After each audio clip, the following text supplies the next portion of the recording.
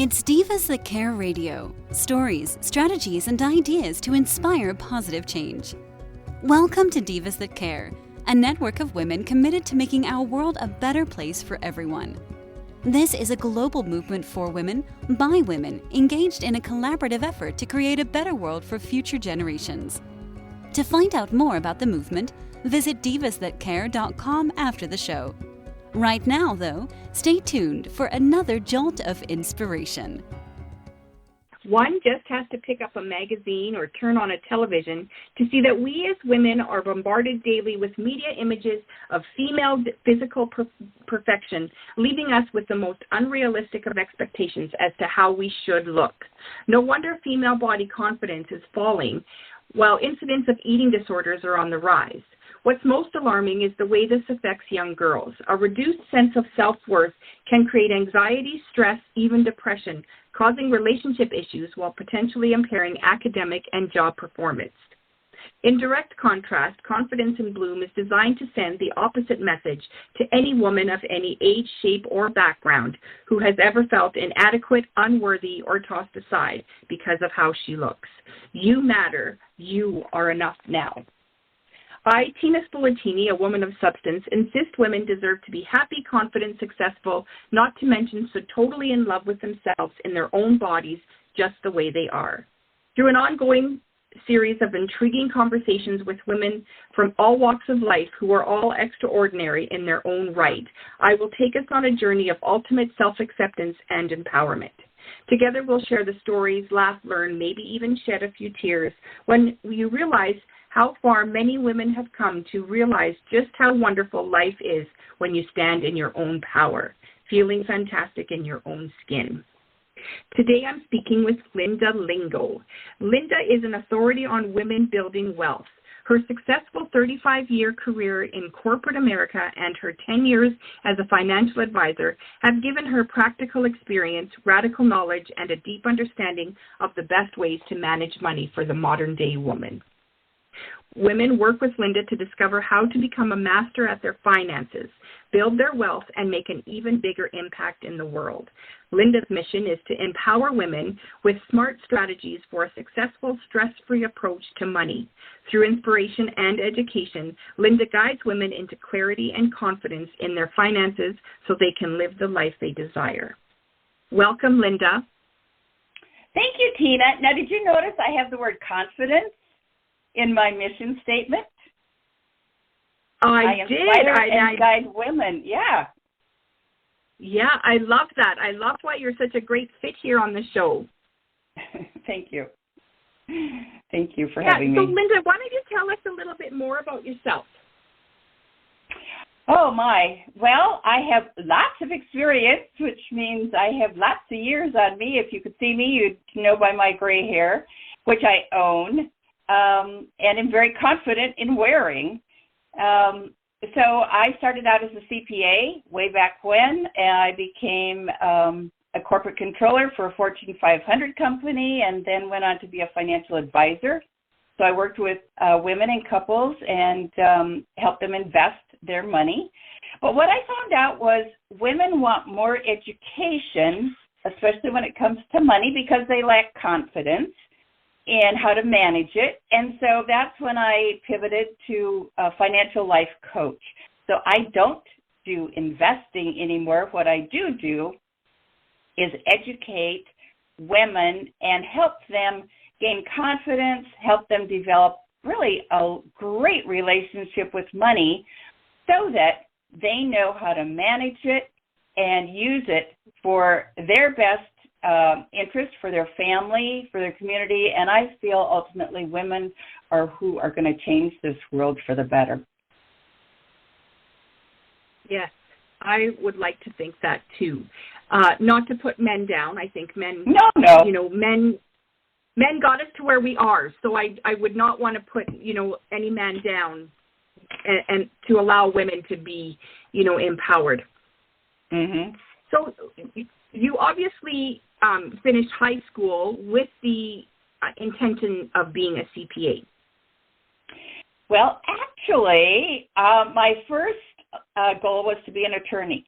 I really wanted to make a difference in the world. I don't know if you're familiar with the Enneagram types, but I'm a type 1, a perfectionist, and achiever is my close second. So I wanted to set the world on fire by making social change, and the way I was going to do that was being an attorney. Unfortunately, in college, back in the 70s, you not only graduated with your BA, but you also graduated with a Mrs. degree, and so I got married, and I married a man who wanted to go to law school too. And so, being a woman of the 70s, I said, oh, sure, you can do that, honey, and I'll do something else. And that's when I pursued being a CPA. I had my business degree already. So it was actually my second choice, but it was the best thing I ever did because it opened so many doors for me and really led me on a path to getting my MBA in finance, so then I could go either as a CPA or the financial road. And I found that finance actually was more in alignment with me and my values and my personality. I love that. And that's, yeah. And I mean, accountants and lawyers have the reputation of being boring, but I know through talking with you, you don't sound boring at all. You always have so much energy in your voice, and I don't know, you seem to carry a lot of high energy vibes. Thank you. And that has come through working on my own personal confidence. I'm a lifelong learner, and I am a firm believer that our confidence comes from within. That's my belief. And so working on my self-worth, which actually starts, I believe, with loving yourself. And it's not always easy to do, and we're not always brought up to do that. Actually, I was brought up, that was vain, that was very self-centered, and you just didn't do that. Through the years, I've learned that isn't, in fact, the case, at least for me, and I've learned to love myself as I am. And I think that, physically, emotionally, mentally, spiritually, it's, and I think that, for me, that was the starting point, learning to love myself, believe in myself, trust in my intuition, because I think the more we listen to our inner guidance, which I think is spirit-led, that we develop even more confidence. And I am a high-energy person. I'm a high-energy person because I love myself, and I believe in myself, and I feel very guided. I love that. And how are you going to change the world if you can't be happy with who you are? Right? You have to change yourself first. Right? Absolutely. I love that. You explained that self-love so it was so authentic, right? And it starts with us, right? If I don't love me, number one, I can't let anybody love me for who I am, and I won't be able to love them back because I don't really know what love is. Right. So true. And so when you are working with, sorry. Go ahead. Okay, so when you're working with women, do you find that that's kind of where you have to start? Is what is your relationship with yourself? Oh, absolutely. It's with yourself, and then it's working with their money mindset. And so this is formed when we're very young. I mean, as young as 4, 5, 6 years old. And, nothing against our parents. I believe our parents do the best that they can, that they know how at the time that they're raising, children. But our money mindset is actually formed very young. And it is that original relationship to money that actually gets transferred when we're adults to how we manage our money. So I actually take my clients back to visualization exercises and journaling on, what was money like in the family? Did they have a lot? Was it scarce? Did their dad get a paycheck and then their mom went out and bought groceries and everything she could because she knew she wouldn't get another paycheck for another probably 2 weeks? So was it, a splurge and then nothing. So, it just depends on how you're brought up. I personally, we were not wealthy. I was the oldest of 5, brought up on a farm in the Midwest. And we were taught that work is hard. So that had a whole set of implications for me, that you have to earn your money before you spend it, which was a blessing, and that you don't make more, you don't need more than you don't earn more than what you need, which actually capped my earnings for many years until I realized that money story wasn't serving me. So those are my personal money stories. But then I didn't even realize it. They're subconscious.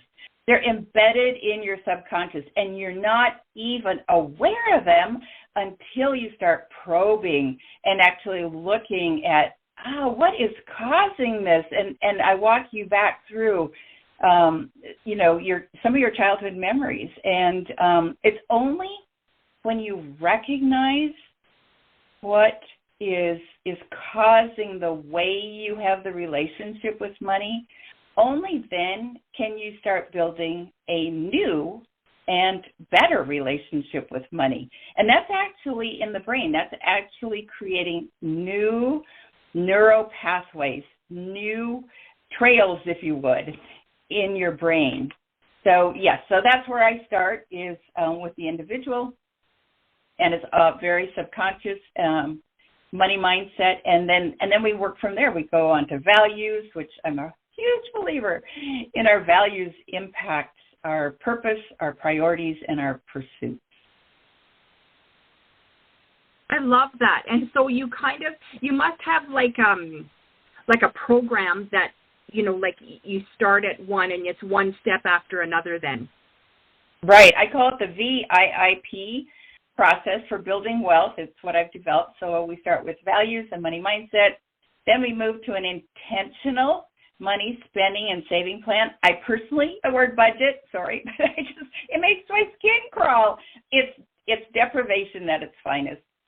So I go from the other side and I say, let's develop something that's intentional, that's in alignment with your values, and that brings you joy.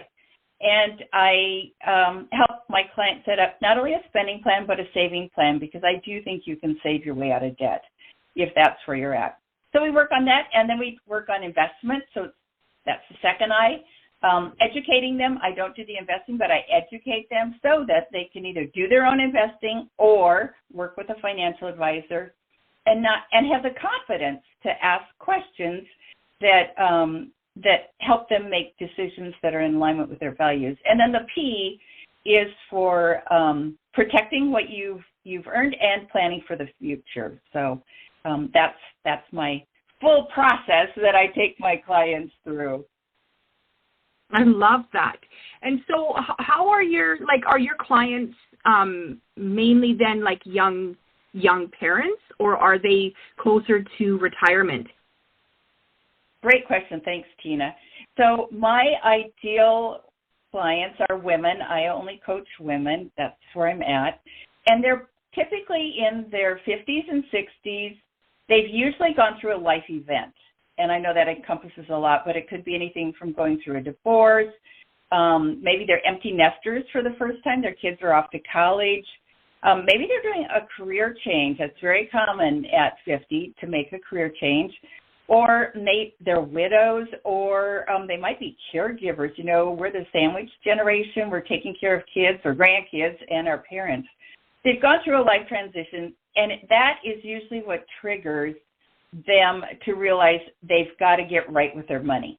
They've either got to have a better relationship, or they've got to kick savings into retirement, for retirement into high gear, or, if they're in their early 60s, they're thinking about retirement. I'm actually doing a master class starting in October 12th, and it's all about helping women transition from a career, whether that's a solopreneur, entrepreneur, or corporate woman, whatever career you've had, how to transition. What does it look like to transition from that into retirement? Because the number one fear women have about money is they want safety, and they are afraid they're going to outlive their money in retirement. So I work through those issues. So anyway, we're going to do a master class. There will be 20 of us, and we're going to work through the social and emotional aspects of what does it look like to retire. Do you stop cold turkey? Do you transition? What are your options?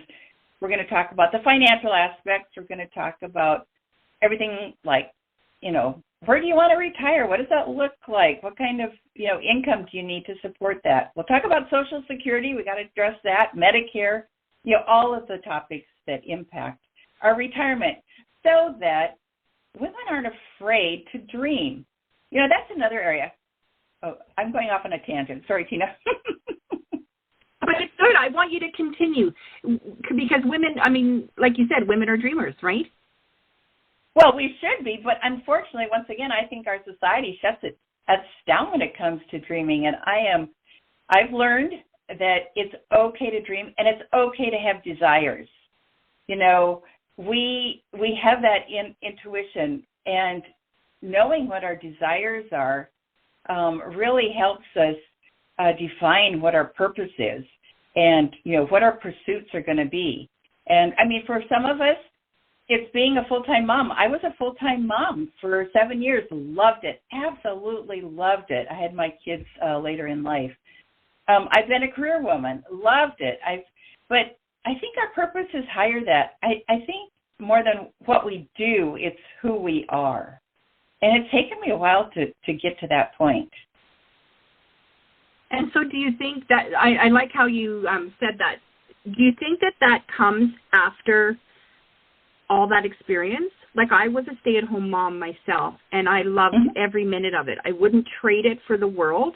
And even though there were days where, it wasn't my favorite thing to be doing, I wanted to be, yeah. probably at work or something, but I still loved it, right? And to this day, my youngest is 16, and he's pretty independent. But to this day, I don't regret one day of it.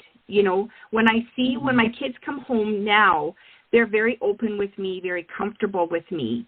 And I know that that's partly because I was home with them all the time. They knew they could always rely on me. Mm-hmm. So true, so true. And that's not, putting moms under the bus who work at all, because I was also a working mom. I've been on both sides of that street, but it was great. Great, and you're right. I have a very close relationship with my daughter, I think, because of that. Right. And I know lots of women who chose to go to work, and their kids are still just as open and comfortable with them as they are with me, right? But I know my personality, when I give it all to one. I can't multitask, I guess is how you would say it, right? I'm either working or I'm not, right? And so I find that if I would have went to work when my kids were younger, I wouldn't have been able to give them the attention that I did. And I know that, right? But I think also, too, as I got older, I saw myself that way. I was older, too, when I had my kids, right? I was already in my 30s. And so, when I looked back at when I was in my 20s, I'm like, would I have been the same parent as I was in my 30s?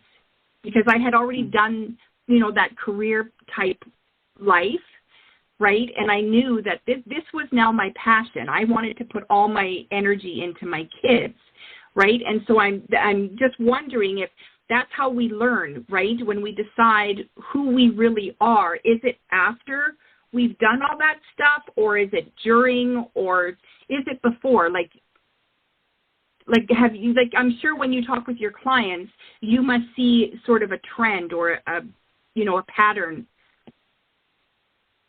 I would say it really depends on the woman, because it depends on how self-aware she is, how in tune she is with who she is. And I do think the more life experience we have, I've seen this in my clients, and for me personally, I would say the more life experience we have, we realize it's not what we're getting, but what we're giving. and that really serves a higher purpose. And I think I was going to say the older we are, we can serve more, but I'm going to retract that. I think we can serve at any age, any level, small or big. It doesn't have to be something huge, but I do think our life experiences obviously impact that. For instance, I went through a divorce at the age after being married for 40 years. And it was traumatic. And was that an experience I anticipated having? No. But having gone through it and grown tremendously as a result of it, I am now able to empathize and work with women who have gone through a divorce and really understand, where emotionally and financially the impacts a divorce can have, and I'm better able to serve them. Could I have done that before I went through the divorce? Not nearly as well. I could have tried, but you haven't walked in their shoes, so to speak. I was in an abusive marriage. As a result of that, I can empathize with women who are going through abuse. There's a lot of different kinds of abuse. I don't want to get into that right now, but same thing. It's like you have more life experiences, and the more life experiences you have, the more empathetic you can be, the more open. I think you have to heal your own wounds before you can really work with others that are going through what you've been through. And so that's one reason why, I'm semi-retired. I love what I do. I work with selective few clients. I love doing the master classes because I can work with more than one at a time. But it's an opportunity for me to share what does it look like transitioning into retirement, because that is a area so many of us will experience. Number one. Number two, 50% of women 65 and older are single, whether it's because of divorce, widowed, or never married.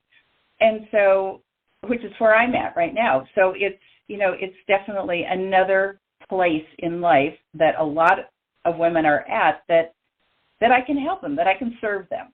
And so my outlook on life has definitely changed over the years. From one of, what am I getting out of life to what can I give? What can I give back? How can I give back? How can I serve? And that's really where I'm at right now. And, I think it's purpose driven. And once again, it's intuition, and it's a higher power, and it's being open. And like what started all this was dreams and desires. And I think, when our desires are in alignment with our serving and helping, and it just puts us in that positive energy. I think that's why I'm so guided. I think that's why I am in such a positive space. And along those lines, I wanted to share a book which really helped me. It's a Louise Hay book. I love Louise Hay's. I don't, you may or may not, but the name of this particular book, she's written many, is Mirror Work, MIRRORWORK, 21 Days to Heal Your Life. And this is where she talks about loving yourself. And she takes you through a different exercise every day to release your inner critic and to love yourself. So if any of your listeners out there want just a real practical, it has nothing to do with finance or money, but everything to do with loving yourself. If you want practical guidance on money, then you can go over and see my many blogs on lindalingo.com. I love that. It's funny that, like our conversation when it starts with loving yourself, right? Mm-hmm. Because that affects every relationship that you have, whether it's with food, like other people, or, obviously your money, right? It all comes down to how you love yourself. And mm-hmm. It's really difficult for women today. I think I find that the women in their 30s and younger, they understand the concept a lot better than I would have at that age, right? At that age, I was like, I'm like in the middle of, parenting, and I had twins. So I was like, there is no time for loving myself right now. Right. Yeah. But when I look back, I did make the time for myself somehow, some way, right? Without, destroying my kids. I mean, they had their quiet time and I took mine. And, and I think that's kind of, when I look back at that, I go, so I was doing that to some degree. Maybe not, where I was journaling or whatever, but, I was doing that and I was teaching them the same thing. When you get over, we all get that like overstimulation, right? Then that's your time to sit back and go, what am I doing? Right? And that's how I taught my kids, right? But I didn't look at it as, I'm giving myself some love right now, right? I looked at it as I need a break. Yes. Right? When I look Absolutely. back, I think, exactly. And so when I look back at that, I think, we learn as we get older what we need, right? And my grandma used to say this all the time. As we, the older we get, the wiser we get. And as a teenager, I used to think, oh, come on, right? Because teenagers know everything, right? There's no way I used to think, like, what more can I learn, right? I'm living in the life right now, but, now in my 50s, I can go, holy cow, I knew absolutely nothing. My grandma was, like, right on par. And I noticed that, like when I talk to my kids and they're in their early 20s, I think, okay, so you guys think you know what's going on, but do you see this? Do you see that? Right? And I mean, that's a conversation we have with money, with relationships of any kind, and sometimes they look at me like, Mom, what are you talking about? And I'm like, yeah, that's my point. You don't understand, right? But I love how it always comes back to that self-love. We need to get women on that page. Yeah, absolutely. So, and go ahead. Yeah. Go ahead. No, you go ahead. This is about you. Well, I was just going to say, I think it's fascinating, and there have been studies that show that the way we treat food is the way we treat our money. So if you are in a space of deprivation, scarcity, you're probably abusing food, and you're probably not managing your money well. It's only when we can get to that place of self-acceptance, self-love, and a place of gratitude. Gratitude creates abundance and happiness when we can appreciate what we have, even if it's very little. Appreciate what we have, then we can start to have a better relationship with both food and money. Yeah, I have to agree. Now, not just saying I am so thankful that I have this. I mean, that's where it starts. But there's more to it than that. Do you believe that? Oh, right. But that's the starting point. Right. Yeah. Right. So, so it's like, okay, I don't have a lot, but what I do have, I am so grateful for it. And it's not like, I mean, I think a lot of times it starts with just saying that to yourself, but I think you need to really feel like appreciative of having the little bit that you have. Right? If you've got $20 to last you to the end of the week, be thankful that you have that $20. Right. Be thankful and then be aware and be intentional. Right. Yes. Excuse me. Yes, exactly. Because now you have this $20. What are you, like, not just what are you going to do with it, but how is that going to bring you forward? How is it going to bring you joy? I'm a big proponent of joy. Actually, joy is one of the highest vibrational levels you can have. And when you bring yourself into a place of joy, whether it's joy that you have $5 that you want to go buy a Starbucks coffee, or whether it's that you want to do something else with that money, but it's being intentional and knowing what will bring you joy. Or maybe it's, what would bring me joy is saving $10 of this towards next week. So then I could put it with my other $10 and be able to treat myself to a movie or to a manicure or something that's even further down the road than that. But it's being intentional and taking it to that next level of what will bring you joy. And that's when you relate your values to your goals.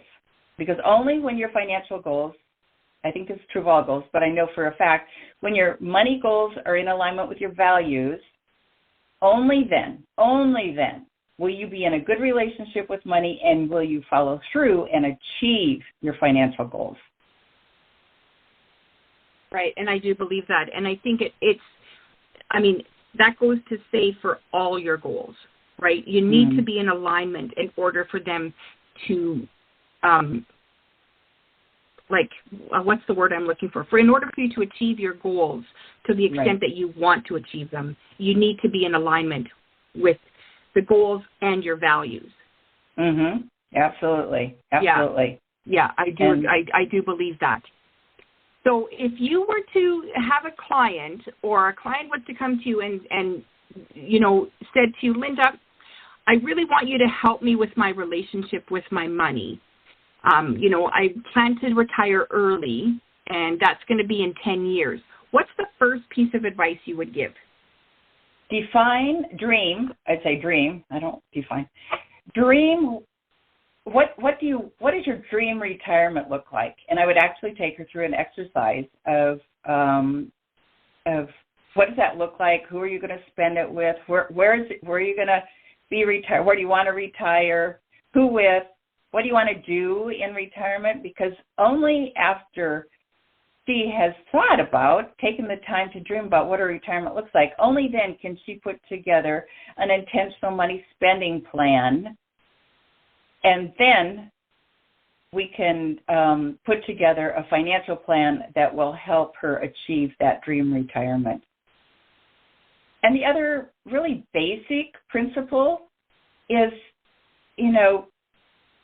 don't, save more than you spend. Don't spend more than your income. And when you're really serious about saving for retirement, then we take a look at, where are you spending your money now?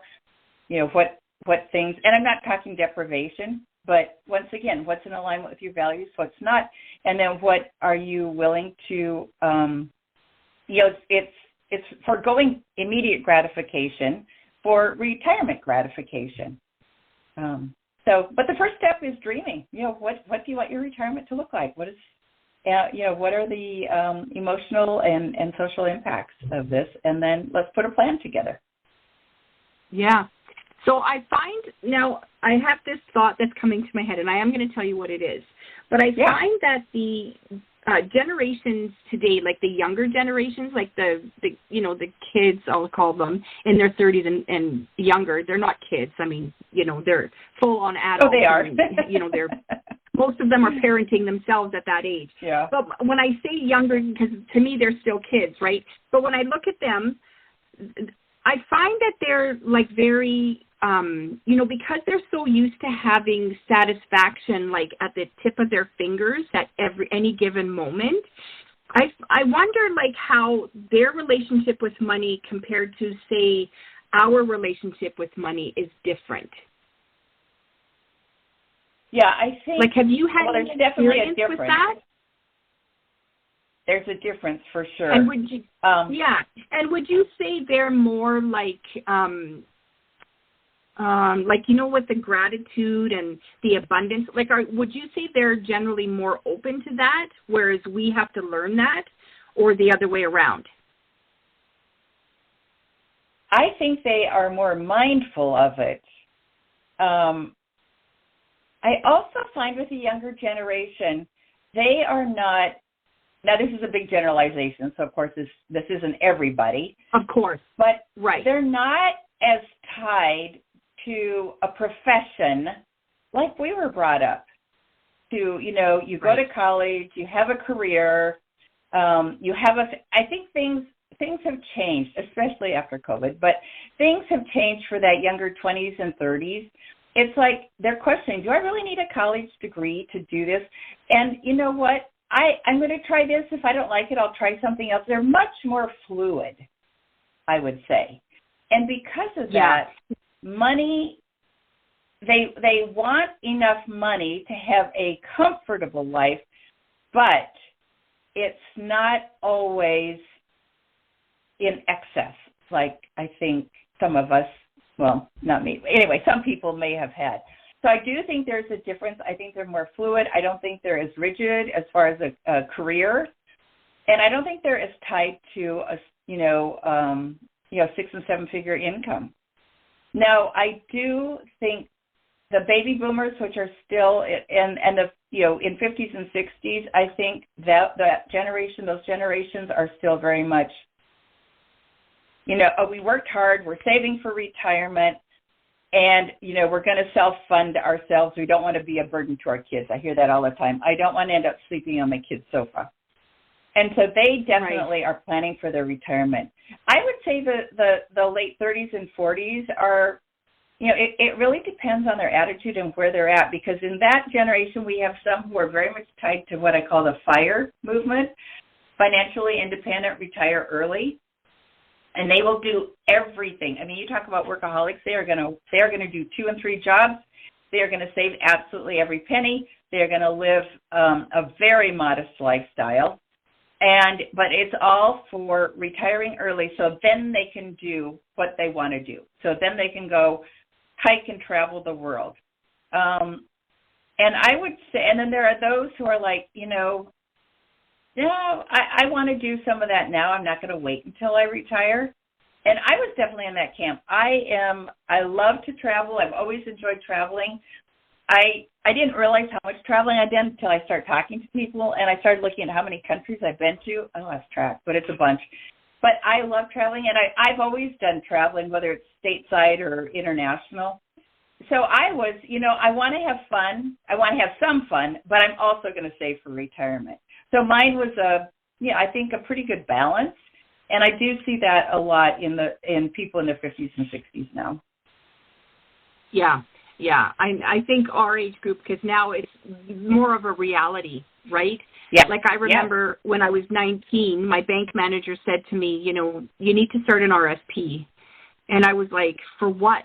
And he's like, for your retirement. And I'm like, dude, this is my first real job. Like, I am not thinking of, retiring. And he's like, but one day you will, right? And you'll be thankful that we had this conversation, right? And I remember thinking, he is crazy. Right. But I know. And so my daughter, good for him. My daughter's 24. Since she's been employed, I have had her saving $50 a month into her Roth IRA. And it was like, okay, this is why. But what really brought it home for her was I said, listen, if you invest $50 a month, now there's no guarantees, but this is statistically speaking, and we're just going to invest it in a good S&P 500 mutual fund ETF, and you can consistently contribute to that. By the time you're 65, you'll have about $250,000. And that's just contributing $50 a month. When you get into your 30s and 40s, 50s, you'll be making obviously more money than you are now, and you'll be contributing more. So that's how you save for retirement. But it doesn't have to be a huge amount. It's just getting them to start early and making it a habit. And that's true with anybody. Getting them to save, whether it's for retirement, whether it's for your first house, down payment, whether it's for your first car. It's the habit of saving. It's don't spend everything you make. Save before you spend on your discretionary expenses. And that's another great way to have a great relationship with money.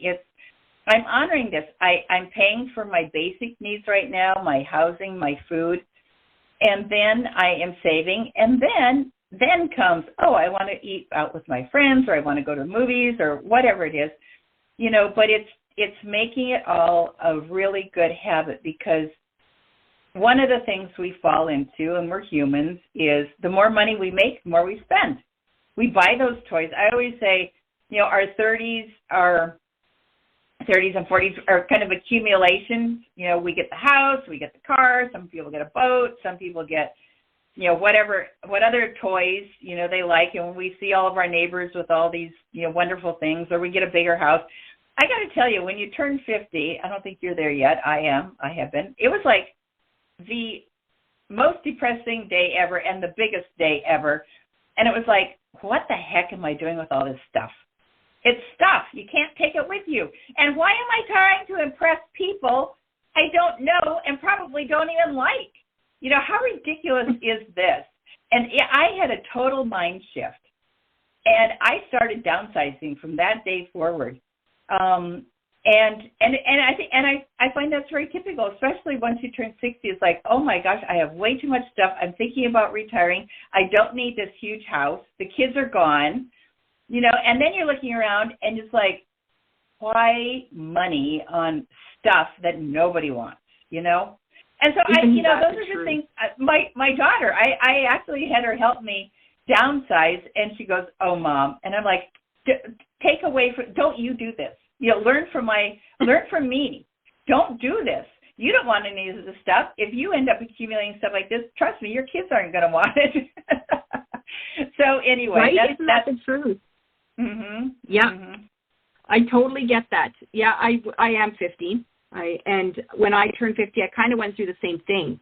And so I started now, slowly, I'm filling up, boxes to donate or sell or whatever, because I know, I haven't used it in the last 10 years. I won't be using it now. Yeah. Right? We do right? less and less entertaining. Right. And and I don't even leave it when I go on holidays or I go, and I see something that I absolutely love. If I don't have a place for it in my house right now, it's not coming with me. Right? As much as I love it, right? As much as I love it, I know that I will not have a place for it.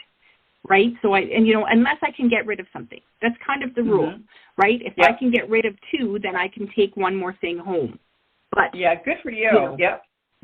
Yeah. Great philosophy. Yeah. This has been wonderful, and I feel like we could sit and chat for another 2 or 3 hours. We probably could, and I know we're out of time. So thank you for having me on your show. LindaLingo.com is where people can find me, and the master class, if I might, is www.lindalingo.com/retirement-masterclass.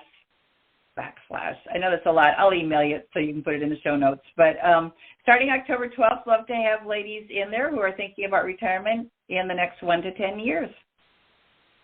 That's perfect. Thank you so much. And so what age group are you aiming that towards? Like people that are close to the retirement age, like within 2 or 3 years or 10 years?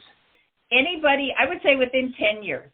So that's typically, I don't want to put an age on it, but, it's usually, 50, 55 and older. Yeah, like you're planning to retire within the next 10 years. I love that. Yep. Thank you so much for joining me today, Linda. Thank you, Tina. This has been a delight. I love chatting with you. Yeah, it's been awesome. Thank you so much. Confidence in Bloom is a celebration of self-love, a confirmation that you're an amazing, desirable, brilliant, gorgeous, talented woman, even though you may not look like a screen star or a supermodel. The truth is, they don't even look like that. We offer unconditional love to our partners, our children, our extended family, even our pets. It's high time we got out of our own way and learned to unconditionally love ourselves. Chic definitely does come in every shape, so if you want something to believe in, start with yourself. If you'd like to be a guest here on Confidence in Bloom and chat with me, contact me through Instagram at infobloomstyling or by email at tina@infobloomstyling.com or through the Divas That Care website. Thanks for listening. This show was brought to you by Divas That Care. Connect with us on Facebook, on Instagram, and of course on divasthatcare.com, where you can subscribe to our newsletter so you don't miss a thing.